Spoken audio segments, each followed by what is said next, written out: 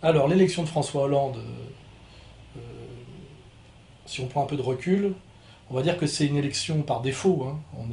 En fait, on a un peuple de France qui n'a pas voulu réélire le président sortant parce il avait bien intuitivement compris qu'il avait menti et qu'il n'était pas vraiment le représentant des intérêts de la France, mais des intérêts de l'Union européenne, du mondialisme, hein, on va le dire comme ça.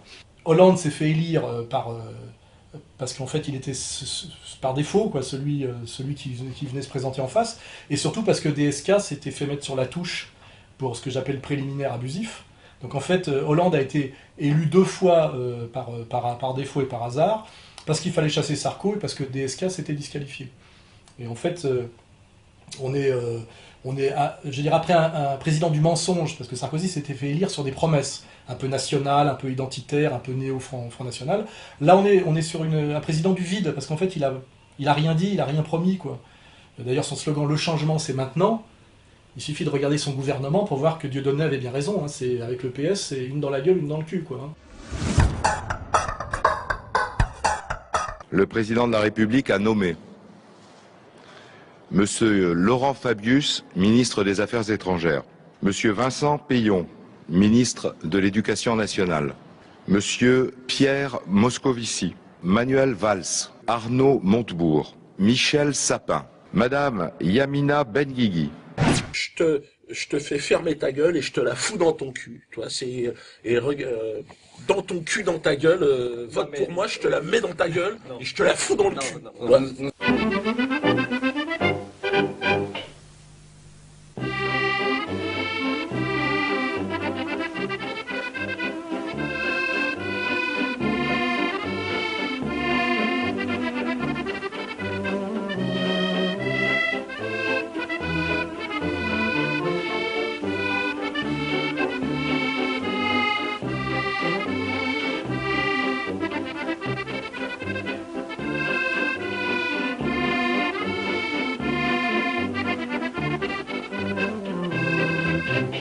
Si moi j'ai adhéré au Parti socialiste, moi qui suis juif aussi, français, socialiste, c'est en pensant à Léon Blum aussi, celui du Front populaire, mais aussi celui des souvenirs sur l'affaire Dreyfus.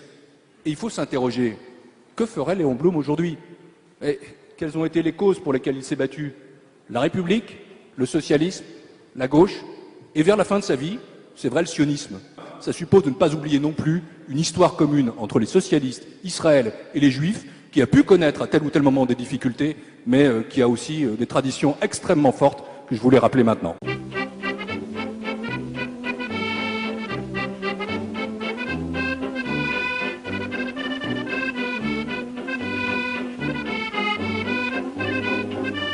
Le changement, c'est maintenant. Hein? Alors en gros, on voit que le Parti socialiste, c'est bien le gouvernement maçonnique du Grand Orient, sur une ligne de fausse gauche, la gauche sociétale, réseau, on va dire, réseau de la finance mondialiste, mais habillé de droit de l'hommisme via l'idéologie maçonnique. Et puis concrètement, on a au gouvernement que des types qui sont effectivement membres soit des Bilderberg, soit du siècle, soit de la franco-américaine, enfin on mettra les noms, hein, et les appartenances. Et ce sont tous des sionistes acharnés. Et tout le noyau dur du gouvernement, c'est le Grand Orient, hein, c'est la maçonnerie laïcarde profonde. Ce qui veut dire que par rapport au gouvernement de droite d'avant, je pense que bon, il y a une petite volonté un peu plus sociale, c'est-à-dire de piquer l'argent aux classes moyennes pour soutenir un peu plus les chômeurs, puisque de toute façon, on ne fera rien pour eux en termes de réindustrialisation et d'emploi. Donc effectivement, il y a un petit choix de jouer plus les classes populaires que les classes moyennes, ce qui d'ailleurs est une catastrophe économique, mais je veux dire, ça fait une petite différence sociale. Ça, c'est une évidence. La constance, c'est que c'est totalement sioniste, atlantiste et en réalité néolibéral.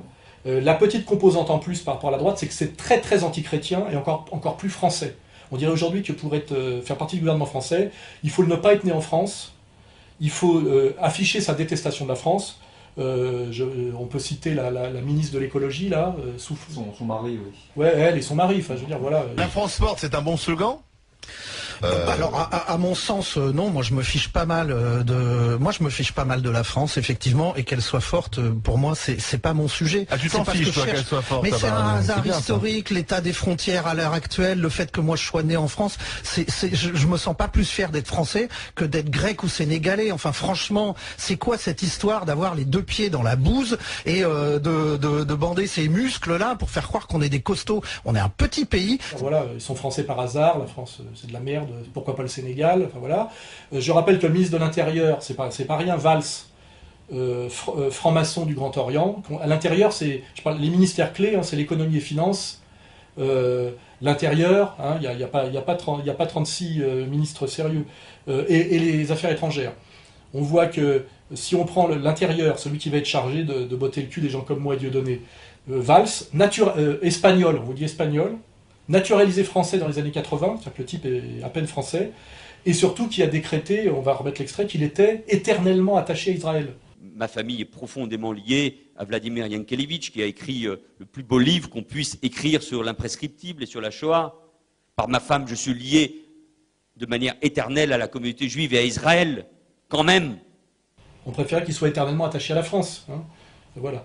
Et qui a bien envoyé déjà un message en allant à une réunion du CRIF en province, là. La République, mesdames et messieurs, doit être intraitable avec toute manifestation antisémite.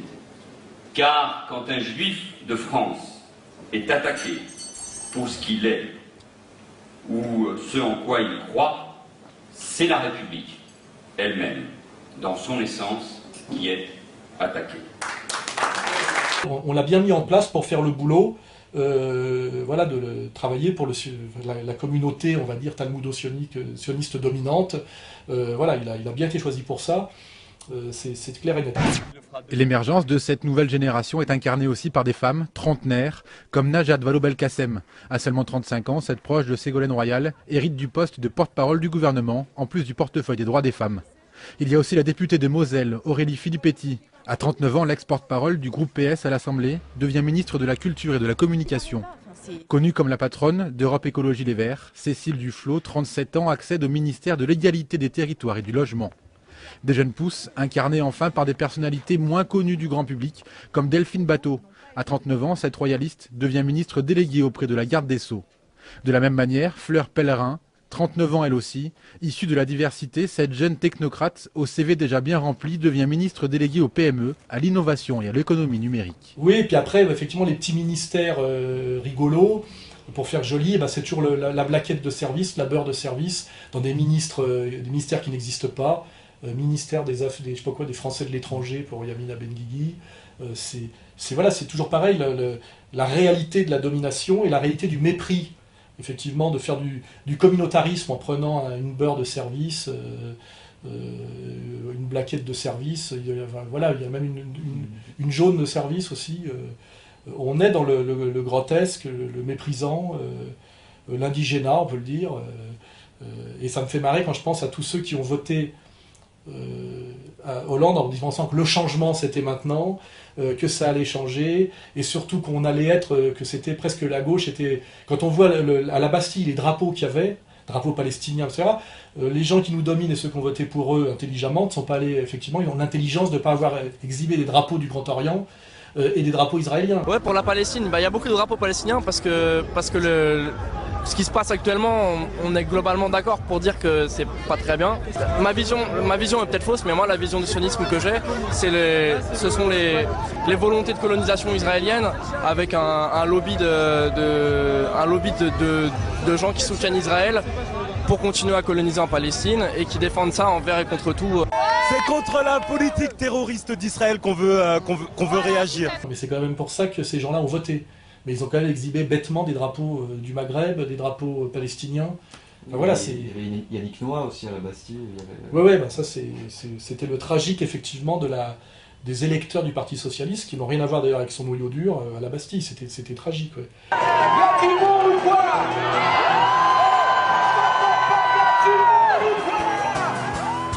Hey, merci à la famille. Merci à Monsieur François Hollande. Ce soir, j'ai chialé. C'est-à-dire qu'avec Sarkozy, on avait Enrico Macias, et avec Hollande, on a Yannick Noah. Donc moi j'ai dit, voilà, dans les deux cas, c'est pas français tout ça, quoi.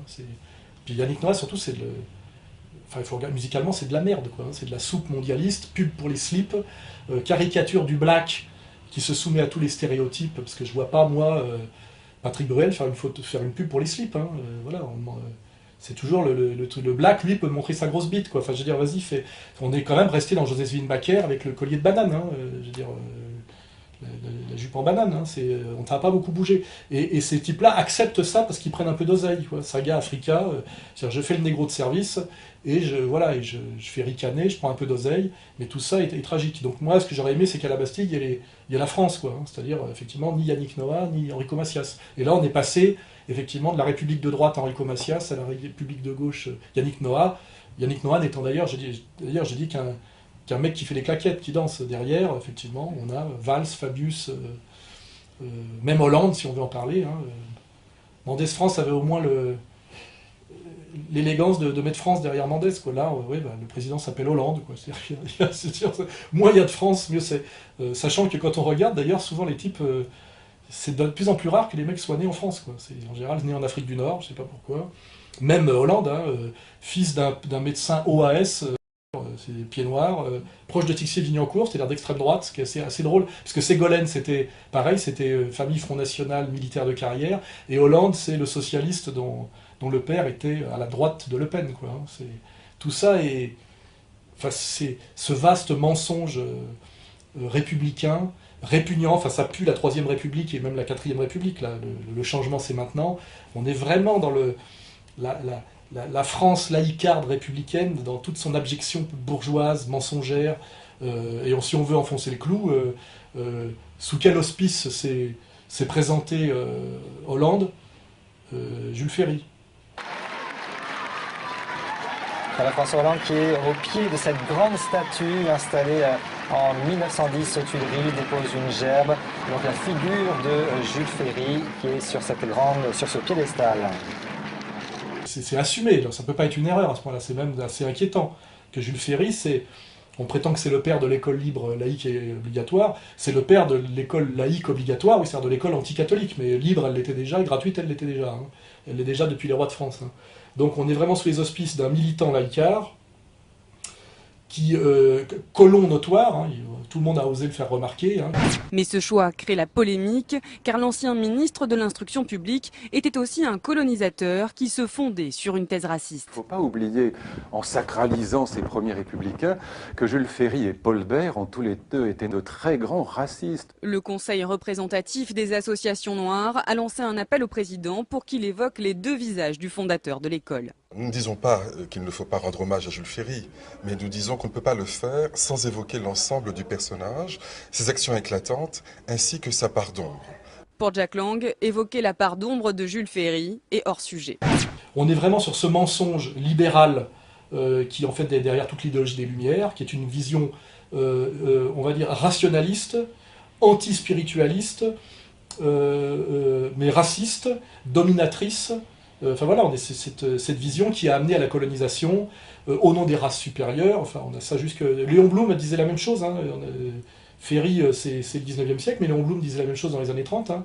Le devoir et le droit des races supérieures. Donc on est vraiment dans ce racialisme laïcard qu'on retrouve déjà chez les encyclopédistes, hein. On parlera de Rousseau qui lui n'est pas dans cette catégorie, mais on a déjà finalement dans toute cette idéologie des Lumières, la violence rationaliste, marchande, économiste, avec une connotation derrière raciale